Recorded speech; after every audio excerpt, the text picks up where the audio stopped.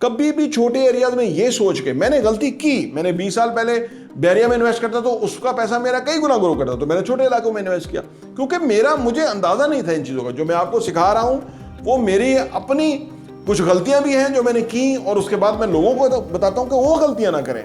तो हमेशा एक क्लास जगह पे आके जो है ना वो प्रॉपर्टी खरीदें, कि अगर बहुत उसी तरह चलता रहे तो आप खरीद भी नहीं सकेंगे। पाकिस्तान में जितना पैसा है, जितने लोगों के पास वसाइल हैं, ओवरसीज पाकिस्तानी साल में 500 अरब डॉलर कमाते हैं।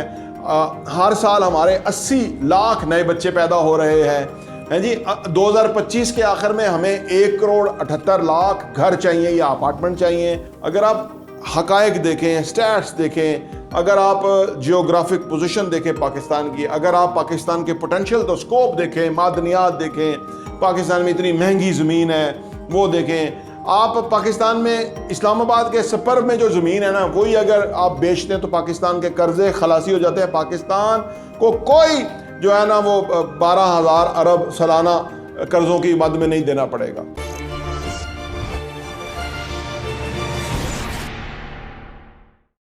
अस्सलाम वालेकुम रहमतुल्लाहि व बरकातहू। मेरा नाम अहमद अकील है, आप देख रहे हैं प्रॉपर्टी टीवी। रियल एस्टेट में आपने कब कैसे इन्वेस्टमेंट करनी है, क्या चीज़ खरीदनी है, क्या देख के खरीदनी है, कहाँ आपको ज़्यादा फ़ायदा होता है और आपका पैसा जल्दी कैसे कंपाउंड होगा, मल्टीप्लाई होगा। और अगर आप 1 करोड़ पे इन्वेस्ट कर देंगे और 30 सालों में वो 50 करोड़ कैसे बनेगा, आज की वीडियो में ये फार्मूला देने जा रहा हूँ। इस पर अगर आप गौर करें तो आपका पैसा ग्रंटेड और बहुत तेज़ ग्रो करेगा। और इंशाल्लाह ताला अल्लाह करे मेरी आपकी ज़िंदगी इतनी हो तो उस वक्त आप देखें, क्योंकि मैं 50 में हूँ, 30 ईयर्स तो बहुत बड़ा अल्लाह का इनाम होगा कि अच्छी सेहतमंद ज़िंदगी हो। अदरवाइज़ जो यंग लोग हैं वो इसको ज़रूर अप्लाई करें, उनकी ज़िंदगियों में बहुत बड़ा जो है ना ये चेंज आएगा। हमारी ज़िंदगी में आया तो हमें समझ आएगी ये कैसे होता है। आइए इस पर बात करते हैं।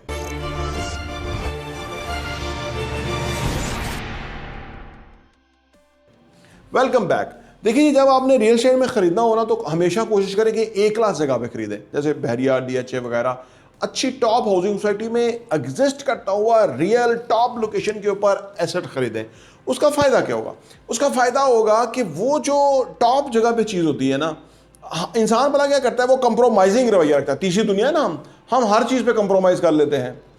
बिजली ना आए हम कंप्रोमाइज़ कर लेते हैं, क्वालिटी एजुकेशन नहीं हमने कंप्रोमाइज़ कर लिया, हॉस्पिटल के अंदर इलाज नहीं हो रहा हमने कंप्रोमाइज़ कर लिया, अभी तो ये वोट भी हमारे डाले किसी को तो निकले किसी को, हमने कंप्रोमाइज़ कर लिया क्योंकि हमें महकूम और ग़ुलाम रखा गया। ये बहुत बुरी अप्रोच है जो कि नस्ल दर नस्ल वो सरायत कर जाती है। पहले अंग्रेज़ के ग़ुलाम रहे, आज इस्टेब्लिशमेंट के ग़ुलाम होकर रह गए हैं। ये एक बीमारी है बहुत बड़ी, इससे निकलने की ज़रूरत है। पहली बात तो ये है, जब आप निकलते हैं ना इससे तो फिर आप कहते हैं कि मैं कोई आम नहीं हूं, मैं कोई ख़ास हूं। तो अब आप प्रॉपर्टी खरीदने आते हैं तो आप कहते हैं मैं अच्छी लोकेशन पे लूँगा, मेरा हक है कि मैं अच्छी चीज़ लूँ। यानी मेरे पास अगर मैं क्वालिफाई करता हूं तो मुझे बेस्ट चीज़ मिलनी चाहिए। कभी भी छोटे एरियाज में ये सोच के मैंने गलती की, मैंने 20 साल पहले बैरिया में इन्वेस्ट करता तो उसका पैसा मेरा कई गुना ग्रो करता, तो मैंने छोटे इलाकों में इन्वेस्ट किया क्योंकि मुझे अंदाज़ा नहीं था इन चीज़ों का। जो मैं आपको सिखा रहा हूँ वो मेरी अपनी कुछ गलतियां भी हैं जो मैंने की, और उसके बाद मैं लोगों को तो बताता हूं कि वो गलतियां ना करें। तो हमेशा एक क्लास जगह पे आके जो है ना वो प्रॉपर्टी खरीदें।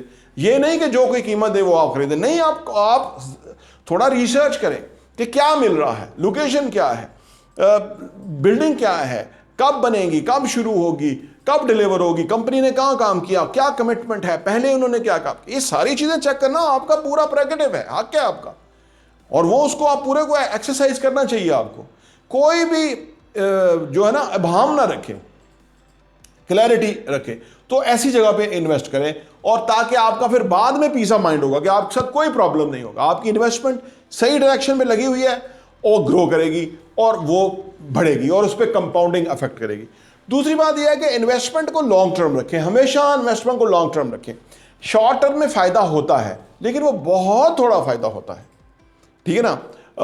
जो लोग बहुत थोड़े फ़ायदे पे राज़ी हो जाते हैं, मैं समझता हूँ कि वो अगर अपने आप को थोड़ा और क्वालिफाई करवा लें, यानी थोड़ा सब्र करना, समझ जाए कि बिल्डिंग 2.5 साल में 3 साल में रेडी होगी, उसकी चाबी मिलेगी, वो रेंट आउट करें, उसकी उनको इनकम आनी चाहिए, और उसके बाद उनको समझ आएगी कि उसकी कीमत कहाँ जम कर रही है। 2 सालों के अंदर जो हम अपार्टमेंट बेच रहे थे 9,500 का, वो अब 12, 14, 15,000 रुपये पर स्क्वायर फीट पे बिक रहा है। कीमतें बढ़ गई हैं, लैंड की कीमतें बढ़ गई हैं, कंस्ट्रक्शन कास्ट बढ़ गई है, तो असासों की कीमत तो खुद बहुत बढ़ गई है, डेफिनेट बढ़ गई है, लेकिन तकरीबन तमाम की बढ़ गई है, लेकिन लोकेशन की और ज़्यादा बढ़ गई है, क्योंकि लोकेशन की एक ख़ास जो है ना अहमियत है, उस पर महंगी चीज़ भी लोग खरीदते हैं कि लोकेशन है। तो लिहाजा लोकेशन आपने अच्छी पिक कर ली और अच्छी जगह पे आपने ले लिया, और अब आपको वेट करना चाहिए, थोड़ा सब्र करना चाहिए, सब्र का मुजाहरा करना चाहिए। असल में हमारे यहाँ क्योंकि लोगों की इन्वेस्टमेंट लॉन्ग टर्म होती है, तो और ज़्यादातर लोग जो है वो इन्वेस्टमेंट के जहन के मालिक नहीं होते, वो आनन फानन चाहते हैं कि शायद ये जी सारे आबादियाँ हो जाए यहाँ पे, जी ऐसे रश हो जाए वैसे रश। अगर एकदम से रश हो जाए, आबादियाँ हो जाए, सारे आकोपाई हो जाए, पार्किंग भर जाए, तो ये कीमत जिस पे आपको मिल रहा है इस पे मिल सकता है 4 टाइम कीमत ज़्यादा होगी। करोड़ की चीज़ 4 करोड़ की हो जाएगी। आप फिर अभी आपको अपॉर्चुनिटी है कि अभी आपको मिल रहा है, 4 साल के बाद जब 4 करोड़ की आप लेंगे या जब आप बेचेंगे, तो आपको रियलाइज होगा कि मैं कितना इंटेलिजेंट था कि मैंने बरवकत फैसला किया, टाइमली मैंने सोचा। ये बेसिकली कमाने का तरीका है। 4-5 साल कोई बड़ा अरसा नहीं होता, लेकिन जब आपने इन्वेस्टमेंट कर ली हो तो 4-5 साल के अंदर आपकी इन्वेस्टमेंट का एक डिफरेंट ही लेवल आ जाता है, और आप अपने आप को बड़े खुशकिस्मत और इंटेलिजेंट तस्वर करते हैं कि मैंने अच्छा फैसला किया, और लोग आपको कहते हैं कि यार आपने बड़ी अच्छी जगह प्रॉपर्टी ले ली। तो ये बेसिकली इनिशिएटिव लेने का की वजह होती है। और दूसरा ये कि थोड़ा सा समझदारी का मुजाहरा, टाइमिंग बहुत इंपॉर्टेंट है, उस वक्त आप अपने पैसे को इन्वेस्टमेंट बना लेते हैं। तो अगर आप ये सारा प्रोसेस से अच्छी जगह इन्वेस्ट करें तो फिर उस पर कंपाउंडिंग इफेक्ट आता है। कंपाउंडिंग इफेक्ट जो है वो बहुत ही ज़बरदस्त है, यानी कभी 3 साल के बाद आपका पैसा डबल हो जाएगा, कभी 4 साल बाद डबल हो जाएगा। आजकल जो हालात चल रहे हैं 4 साल में डबल हो जाएगा। तेज़ी आ गई, जब 6% ग्रोथ थी तो 2 साल में डबल हो रहा था, 1 साल में भी डबल हो सकता है। कभी टर्मोइल आएगा, कभी तेज़ी आएगी। जब हाई राइज बिल्डिंग का कॉन्सेप्ट आया तो कहाँ से कहाँ तेज़ी आई। तो ये चलता रहेगा, लेकिन आप ये सोचें कि अगर बहुत उसी तरह चलता रहे तो आप ख़रीद भी नहीं सकेंगे। पाकिस्तान में जितना पैसा है, जितने लोगों के पास वसाइल हैं, ओवरसीज़ पाकिस्तानी साल में 500 अरब डॉलर कमाते हैं। हर साल हमारे 80 लाख नए बच्चे पैदा हो रहे हैं जी।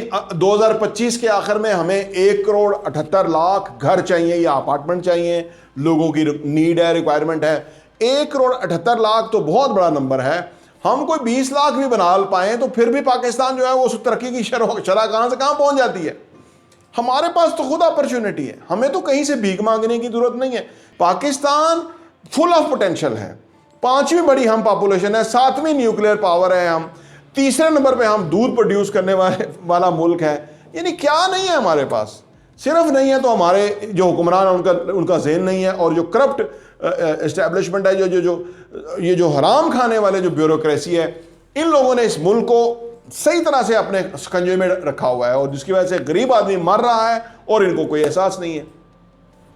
तो रियल एस्टेट के अंदर अगर आप देखें ना, जो पाकिस्तान का जो पोटेंशियल जो इन्होंने पकड़ के रखा हुआ है, यानी पाकिस्तान टेक ऑफ करना चाहता है, इन लोगों ने, इन गंदे लोगों ने उसको पीछे से पकड़ा हुआ है कि कहीं पाकिस्तान तरक्की ना कर जाए, क्योंकि पाकिस्तान तरक्की कर गया तो ऊपर से ये सारे नंगे हो जाएंगे और इनका मुस्तकबिल ही कंप्रोमाइज हो जाएगा, और वो हो जाना है। ये आखिरी हरबा है, ये आखिरी कोशिश कर रहे हैं कि ये गंदे गलीज लोग जो हैं उनका कोई ना कोई यहाँ पे नोचने का, लूटने का इंतज़ाम बन जाए। इनका इंतज़ाम अभी नहीं बनेगा। वो जो लोग इनके पीछे लगे हुए हैं, जिनको समझ ही नहीं है, वो तो बेवकूफ़ी के ज़ुमरे में आते हैं, जो कि ऐसे लोगों को पाकिस्तान के ऊपर सवार किया हुआ है और वो खुद आराम से बैठे हुए हैं।